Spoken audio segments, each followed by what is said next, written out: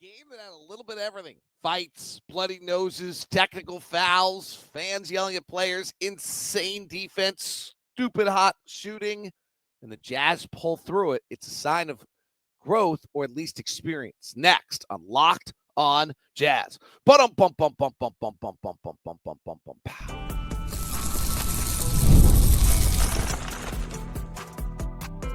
You are Locked on Jazz, your daily podcast on the Utah Jazz.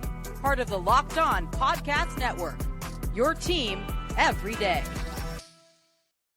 How are you? I'm David Locke, radio voice of the Utah Jazz, Jazz NBA insider. This is Locked on Jazz, your daily podcast on the Utah Jazz. Give you insight, expertise, geeky numbers, and hopefully making it way better to be a Jazz fan each and every day. Thank you so much for making Locked on Jazz your first listen of the day. We are free and available on all podcasting apps. We are also free and available on YouTube, and we have the daily newsletter that goes out for free each and every day. Sign up at lockedondaily.com. Today's show is brought to you in part by FanDuel. You start the season with a big return on FanDuel. New customers can place a $5 bet, and you'll get started with a $150 in bonus bets if you win your first $5 bet. Visit FanDuel.com to get started. Here's what we've got. I have a mini Ask LOJ at the end about Cody Williams getting back to the NBA. Jordan, should have the Jazz done the deal that the Brooklyn Nets and the Golden State Warriors did? We'll talk about the Jazz defensive game plan last night. I thought they executed it as well as they have a defensive game plan in a while. They showed some emotional stability in the midst of chaos and massive first quarter on a night that had everything. So let's start there. That was wild. That and including a 55-minute fourth quarter. But the Jazz win last night in Detroit, and it did, I think it's important that the guys that kind of stepped up are Lauri Markkanen and Colin Sexton, not surprising, veterans, been through the physical play, but also Keyonte George. Keyonte George ended up having a really solid night last night, and I thought the dunk will be the highlight play of the night, but I also thought it was the most important play of the night. And the Jazz are on the ropes. They have scored 48 points in the first quarter in a brilliant display of basketball. And they're on the ropes. It is not going particularly well at that point. And the game has swung the other way. It's getting down to 10. The building's into it. Jalen Rose is on his feet, revving people up. Detroit plays a physical, ugly game because they can't really shoot. It's their game now. JB Bickerstaff has gotten into his crew. They've bought in. They're pressuring the Jazz. They come across the half line on just about every single play. And here comes Keyonte down the middle of the lane, switching left to right and packing it. And then Sexton runs down their throat for a layup, and then Keyonte hits a three and puts the lead back up to 14, 15, 16. And I really think that that's as important as any stretch in the basketball game all night. The overall theme of the night is kind of this level of emotional stability in the midst of chaos and making plays. Lauri scores 7 straight at one point. The Jazz go 5 minutes without a field goal from the 6-minute mark to like the 1-minute mark, or 6:30 to 1:30 in the fourth quarter. In the midst of chaos and madness, trying to close out the game, they're throwing it away. There's no way they can lose. And they're trying every way possible. They can't get the ball in bounds. And then finally, John Collins hits a corner through with like 19 on the shot clock. It's a big shot, but also shot with 19 on the shot clock, which I'm not sure was the greatest choice. And he buries it from the left corner. And you just had enough guys make plays in a really tough environment. Not a huge crowd, but just a physical, long team that was into you, that was playing desperately. And I thought the other one that was important was that in the beginning of the third quarter last night, I thought they opened up the third quarter. Keyonte's had the dunk. The Jazz have made the run. They're back up, I think, 14, 15, 16 at the half. The Jazz immediately pushed it to 19, 20, 21. So instead of sitting back, a lot of this has to do with making shots, right? They went 20 to 40 from three. So I don't want to overplay it, but instead of sitting back and waiting to see how the second half, are they going to be as physical? They just brought it. They met Detroit's intensity to open up that first quarter. Excuse me, that third quarter. And when they met that intensity, then they pushed it back to 19, 20, 21 and gave themselves that wiggle room. To me, that was as important a stretch also. So to me, what my takeaway on the night, madness. Fan yells at Keyonte, cheering him when he got hurt. Keyonte fires back. Two guys square up on each other in the middle of the night. Jordan Clarkson, Ron Holland, like they're going to fight. Guys going down everywhere. Physical play. Players arguing every call. Brett Barnaky, Mark Davis, Simone Jelks were in the midst of it last night, the officials. The overall theme is a level of emotional stability from the Jazz. It's a sign of growth.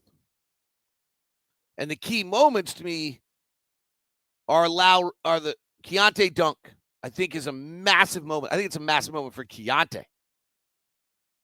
He was walking around with a little chest out, little biceps, shoulders out.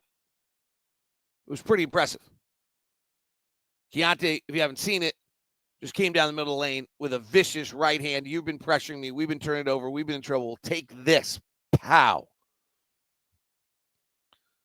And the open of the third quarter where the Jazz regained control of the game, stretch it back out to 19, 20, 21 to give themselves the wiggle room. And then they were not good closing the game. In fact, I might argue they were bad.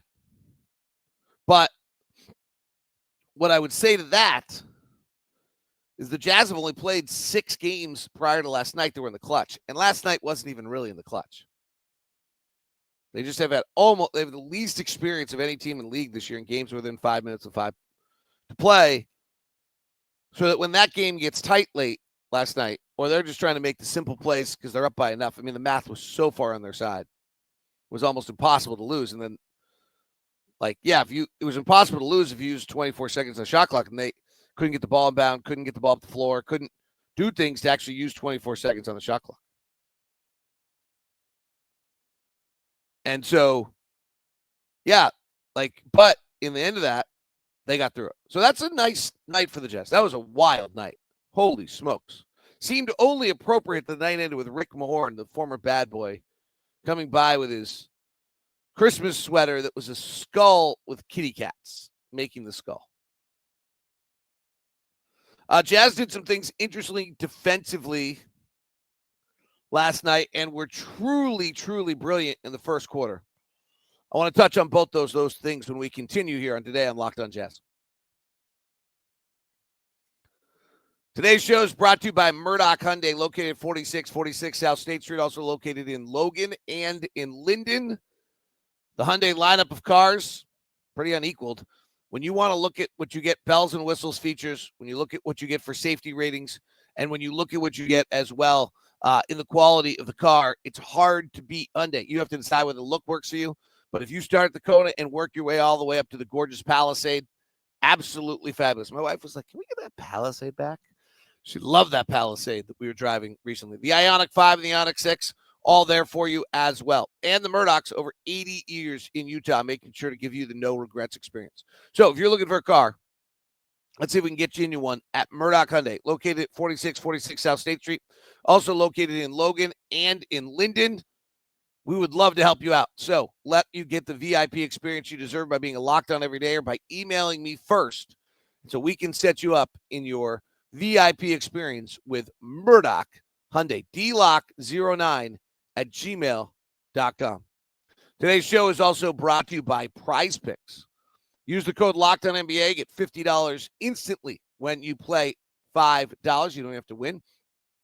Download the app today to get Prize Picks. Prize Picks is the #1 daily fantasy sports app on the market right now, and you can have great fun with it over at Prize Picks. In fact, right now, make the holidays bigger and brighter with Prize Picks. The best place to get real money action over at Prize Picks is You can now win up to 1,000 times your money on Prize Picks. Prize Picks is the best way to get into the action with more than 30 states, including California, Texas, Georgia, and Florida. Prize Picks is the best place to get real money action and join over 10 million members. Prize Picks now offers MasterCard for quick and easy deposits into your account this sports season. Just join now because the holiday season Prize Picks is giving away 2 free picks in December, and they're giving away $30+ million in rewards with Picksmiths. Sign up today. Get $50 instantly when you play $5. You don't even need to receive the $50 bonus. It's guaranteed. Prize Picks also has Taco Tuesday. So enjoy it. Have fun with Prize Picks. Right now, download the app. Use the code LOCKEDONNBA to get $50 instantly after you use your first $5. That's download the app today. Use the code LOCKEDONNBA to get $50 instantly after your first $5. Prize Picks. Run your game. Today's episode is also brought to you by Rocket RX. That's right, Rocket RX for you. Let me tell you a little bit about Rocket RX. It's kind of it's got a bunch of features to it that's actually really cool. If you're ready to boost your confidence and take control in the bedroom, then you should look into Rocket RX.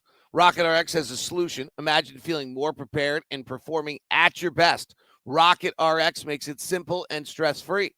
Rocket RX offers FDA-approved treatments for erectile dysfunction at a lower cost than brand alternatives. No more uncomfortable doctor visits or pharmacy trips. Everything is delivered straight to your door in discreet, plain packaging with Rocket RX. You'll get trusted care from a U.S. clinical team. Complete a quick 100% online consultation, and you can get your free prescription today. Visit rocketrx.com to get started now. It only takes 2 minutes. Right now, our listeners can get 40% off your first order when you use the code LOCKEDONNBA. That's rocketrx.com. Code LOCKEDONNBA for $40 off your first order. Terms and conditions apply. Rocket RX, better sex made simple.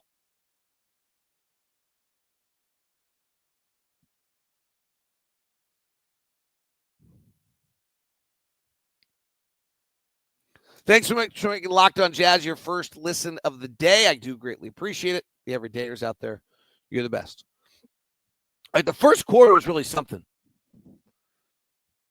And the Jazz got in transition 26% of their possessions. If there's anything I think universally everyone would like from the Jazz right now is for them to run a little bit more. And last night they got out in transition in the first quarter 26% of the time. And they actually was interesting is they were leaking behind Detroit with some long outlet passes that were getting them into transition. They played a super fast pace first quarter. In fact, pace by quarter last night, or the game was at 110. The first quarter's pace was on pace for 116. And then the second quarter, when it got physical, went down to 102. Third quarter stayed at 102. And fourth quarter, the pace is ridiculous because there were just so many possessions and so many whistles and so many stoppages. So we would have played a million possessions at that pace. But the first quarter offensive rating for the Jazz was a 165 last night. 165. That's pretty brilliant. They also averaged over 2 points per possession in transition last night. In that first quarter, 2.65.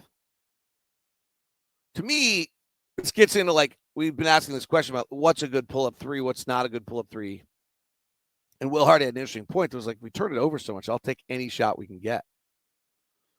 And last night, they pushed ahead, got in the paint, kicked it out. My feeling is if you can get a transition three, you probably should take it. I'm a little more willing to let that transition three just kind of happen at any point. And the Jazz really got a lot of transition last night. I think they finished the night with 10 buckets in transition. Or excuse me, 25 actions in transition, 10 transition threes last night. So the Jazz go 10 of 20 last night. I'm sorry. Jazz go 20 of 40 last night. And 10 of those threes are in transition. Like, that's how this team has to play. Because if you actually dig into last night's game, their half-court pick-and-roll offense was not efficient at all. What they did really well is they got in transition and they got threes in transition. Detroit did too. Detroit had 8 threes in transition.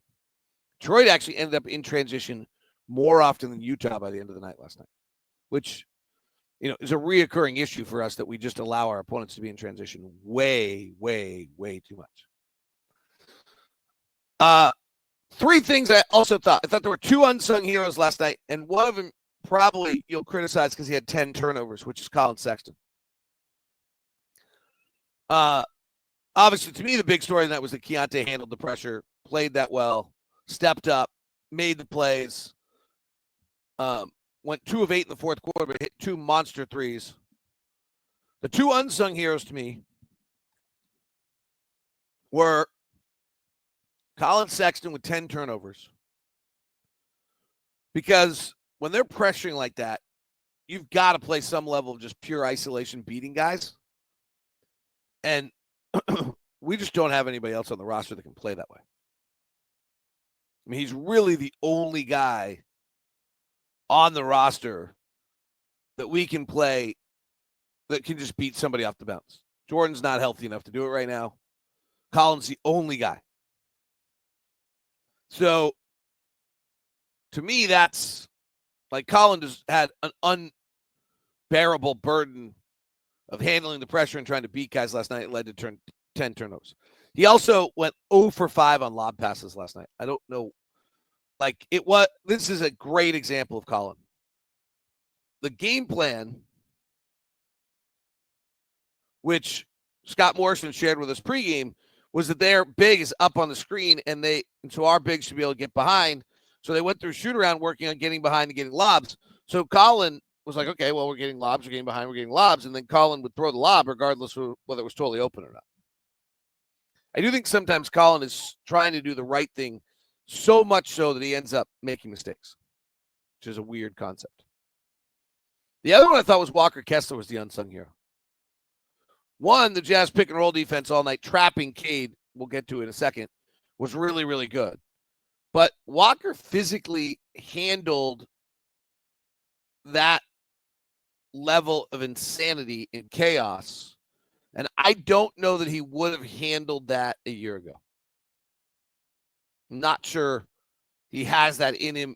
Jalen Duren's a beast. I don't know if he would have wilted, but he held his own, held his ground, kept balls alive, was a force, impacted games, blocked shots, impacted where Detroit shot throughout the night in a circumstance where he might not have otherwise. The final one is in the midst of, again, I think this is the story of the night, in the midst of the chaos, in the midst of the nuttiness. The Jazz had a game plan on Cade Cunningham, which was, so Cade Cunningham, you have to think of Cade Cunningham the same way you think of Trae Young or Dame Lillard. He literally runs the 4th most amount of picks of anyone in the league behind Trae Young, Dame Lillard, Jalen Brunson. He finishes shooting himself on the pick the 2nd most of anyone in the league other than LaMelo Ball. So and then he'll go post up by getting into the block, attacking from the post, which he did none last night. The Jazz trapped Cunningham on every pick. What's interesting about Cunningham also is that his pick and rolls, while some with Jalen Duren, are often small pick and rolls. And the Jazz, last night, Cunningham ran 14 pick and rolls with Jalen Duren, 13 with Stuart Thompson, and 6 with Tobias Harris. And the Jazz trapped almost all of them, and it had 2 impacts. One is it got the ball out of the hands of Cade Cunningham, and it moved the assist to the next pass. They did a good enough job, so if there was going to be an assist, it came for the next pass, and Detroit's next guys are not natural passers. And then the second thing is, at least out of pick and roll, it took away Cade's shots. Now, Cade still ended up getting 23 shots and scored 33 points and ending up with 7 assists, which tells you he's pretty good. But early, they were all transition. They were off an offensive rebound kick out. They were not in the scheme of the offense. early in that game, which I think derailed a little bit of what they were trying to do. And is why the Jazz got out to such a jump and led by double figures most of the night. Without Jaden Ivey, they just they didn't have a second scorer, or their second most of shots being tempted by anyone. And so the Jazz were able to take advantage of that, use the trap, really good game plan. But I also thought the game plan was executed really well. And it's harder to execute that game plan as the night goes on because Cade knows what's coming.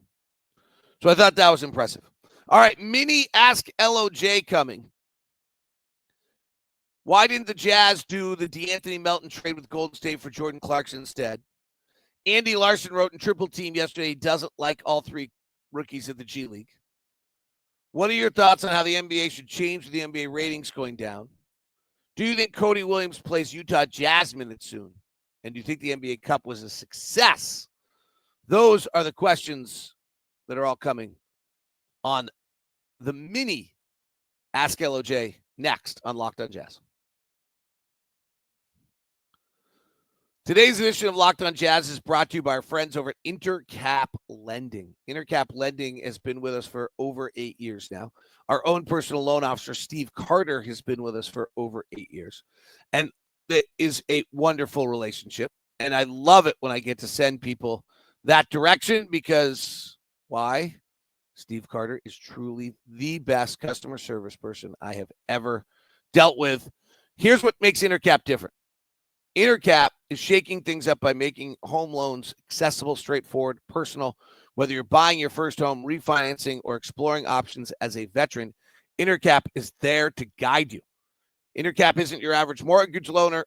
They're people first, and that's why we have our own dedicated loan officer with Steve Carter. And the reviews are endless. The successes continue. Dylan Cox wrote, great company with knowledgeable employee. This go around, we're able to work with Steven. He was quick, efficient, helped us lock in lower interest rates on a refi. He also is honest and personable. I will definitely use him again on future home loans. SR said, Steve is the best in the business. I don't think we would have had our home if it were not for him. He answered his phone, responded to text so fast, I felt like I was his only client. So if you're looking for a loan right now, email me at dlock09@gmail.com. That's dlock09@gmail.com so that we can get you set up with Steve Carter and get you your own personal loan officer and let you take advantage of being a Locked On every dayer. Today's show is also brought to you by FanDuel. FanDuel, get into the action. Make every moment count with FanDuel. Here's a special deal for you right now. America's number one sportsbook has for you. New customers can get a $5 bet with a $150 in bonus bets if you win. FanDuel Sportsbook app gives you everything you need to place live bets on the NFL all in one place. So when you get a hunch in the middle of the game, you can check out the latest stats, view live play-by-play, and so much more on the same page where you place your bets. Visit FanDuel.com to join today. You'll get started with $150 in bonus bets if you win your first $5 bet. That's FanDuel.com. Never waste a hunch. Make every moment more with FanDuel. FanDuel, the official sportsbook of Locked On and the official sportsbook of the NFL. College football playoff.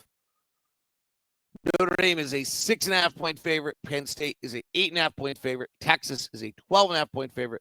And Ohio State is a 7.5-point favorite. They're not expecting close games tonight. NBA 3 games today. Cavaliers are a 9-point favorite over the NBA Cup champion Milwaukee Bucks. And Miami and Oklahoma City play. Oklahoma City is a 1-point favorite heading into Miami.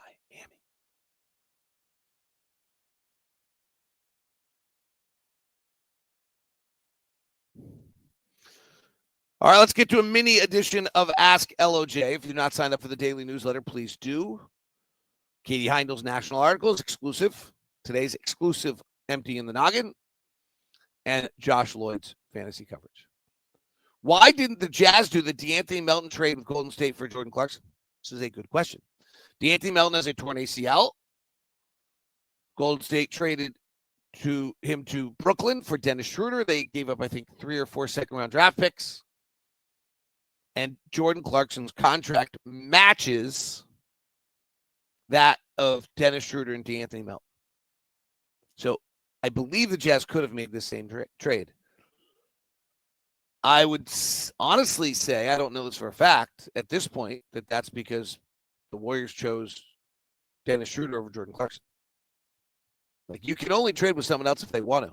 I would think that the Jazz was 3 or 4 second-round picks, would probably make that deal for Jordan Clarkson at this point, even though second-round picks are not that valuable. That's my quick thought. Andy Larson doesn't like sending all 3 rookies to the G League. Yeah, I read that in his triple team. I didn't get it, honestly.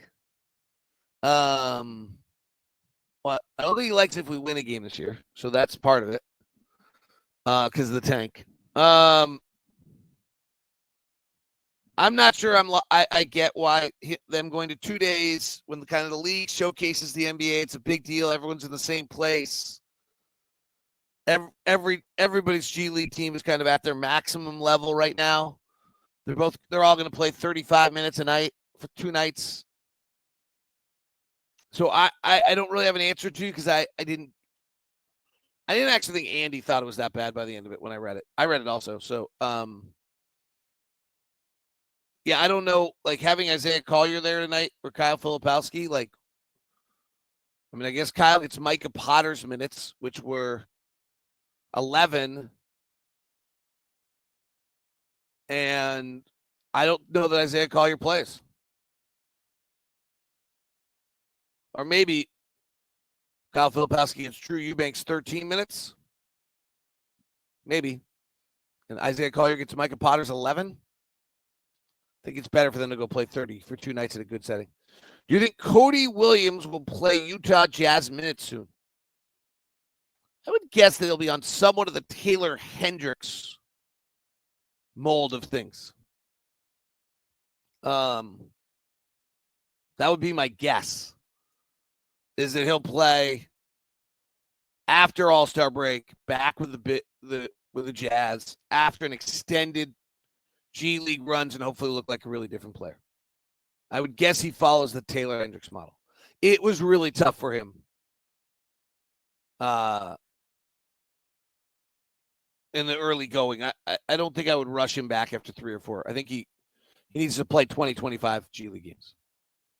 What are your thoughts on how the NBA should change with the ratings down? So I don't buy this whole story. Let me clarify that. I think ratings are down because ratings are down because people aren't watching TV the same way. Like, ratings are down 21%, which is about the exact same rate by which people are no longer watching games on television but are streaming them. I don't think the NBA's social interaction is down, and attendance is up. So I'm not entirely buying the story. I actually think it's been really poorly reported. I actually think it's a bunch of talk show hosts and people that are bored and didn't have a topic this week because the NFL is kind of in a boring stage. The AFC playoffs are set. College football playoffs, there's not a lot to talk about anymore. So they needed something, and that's what they complained about. Because it doesn't actually, if you do a lot of research, line up. I mean, they might be down 4% more than what everyone else is down. And then the idea, well, women's sports is up, which is great, but their audience starting was so small that sure, they're up. They're getting exposure for the first time. Nebraska Penn State was on ABC or ESPN yesterday for volleyball Final Four. They're going to have better numbers than when they weren't broadcast. So I'm skeptical on this narrative. I think it's a lot of talk. Do I think the NBA Cup was a success? Sure. For us, not really. We got knocked out early. Weren't that big a deal. But I think there were a lot of games on those Tuesdays and Fridays to make the Cup that had a lot of people interested. And then the final thing I would say is that, and I think Giannis winning it will change the narrative a little bit as the season goes on. It will be kind of an ongoing conversation. I don't know that the ratings of Oklahoma City, Houston, and Milwaukee, Atlanta were a big game-changing success. I do think the regular season courts games feel different and the players play differently than otherwise. All right, that is Locked On Jazz today. Thanks so much for tuning in, Ron, and I'll be back with you post-cap after the Brooklyn game, and we'll be back with you on Monday from Cleveland, I think. Yeah, Cleveland. Not home yet. Have a great one. Thanks very much for tuning in.